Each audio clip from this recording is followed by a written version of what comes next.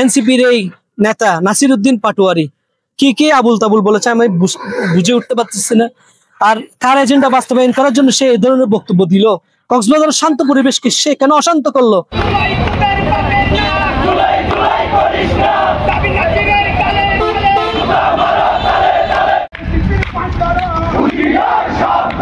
এনসিপির national syndicate party যেটা শিশু দল, যেটা বাংলাদেশে নতুন আগত হয়েছে, সেই দলের নাসিরউদ্দিন পাটোয়ারি, যাকে ডারবি নাসির বলা হয়, সে আজ আমাদের জাতীয় স্থায়ী কমিটির সদস্য জনাব সালাউদ্দিন আহমেদের নামে কুরুচিপূর্ণ অসভ্য বক্তব্য প্রদান করছেন।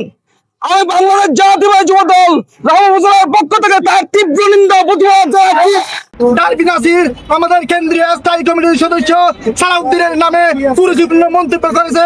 আজকে আমরা এখানে রামপুরা বিএনপি অঙ্গ সংগঠন সহ সকল স্তরের নেতৃবৃন্দ এখান থেকে জানিয়ে দিতে চাই, তিনি যদি আগামী 24 ঘন্টার মধ্যে নিঃশর্ত ক্ষমা না চাই, তাহলে আমরা রামপুরা বিএনপি যুবদল, ছাত্রদল, স্বেচ্ছাসেবক দল, কৃষক দল সহ জনাব জনতা আলহাজ সালাউদ্দিন আহমেদ ভাইয়ের এত যে ভাবে যে ভাষা করছে পাটোয়ারি, আগামী 24 ঘন্টার মধ্যে উনি যদি ক্ষমা না চাই, তাহলে এর পরিবর্তনে আরো অনেক অনেক কঠিন জবাব দিতে হবে প্রত্যেকে। এই দেশের গণতন্ত্রকে হত্যা করার জন্য তারা দেশের সবচাইতে জনপ্রিয় ব্যক্তি জনাব সালাউদ্দিন আহমেদের বিরুদ্ধে কুরুচিপূর্ণ বক্তব্য রেখেছেন। আজকে তার এই প্রতিবাদে সারা বাংলাদেশে রাজপথে দখল নিয়েছে বিএনপি। আমাদের জুলাইয়ের রক্ষকে ধ্বংস করার জন্য ব্রিটিশ এজেন্টদের ষড়যন্ত্র হিসাবে তারা কাজ করে যাচ্ছে। এই কাজের অংশ হিসাবে আমাদের এই বাংলাদেশের জনপ্রিয় নেতা কক্সবাজারের সন্তান সালাউদ্দিন ভাইয়ের বিরুদ্ধে অপপ্রচার চালাচ্ছে। এই অপপ্রচারের মধ্য দিয়ে ওরা জুলাইয়ের গণঅক্ষকে ধ্বংস করে দেওয়ার জন্য বৈদেশিক শক্তির এই নীল নকশা বাস্তবায়ন করার জন্য চেষ্টা করে যাচ্ছে।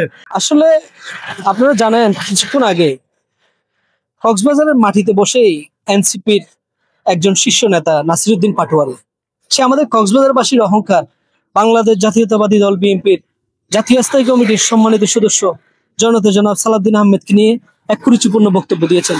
তার বক্তব্য ছিল এই, আওয়ামী লীগের আমলে গডফাদার ছিল শামীম ওসমান, বিএনপির আমলে নব্য গডফাদার হচ্ছে সালাউদ্দিন আহমেদ।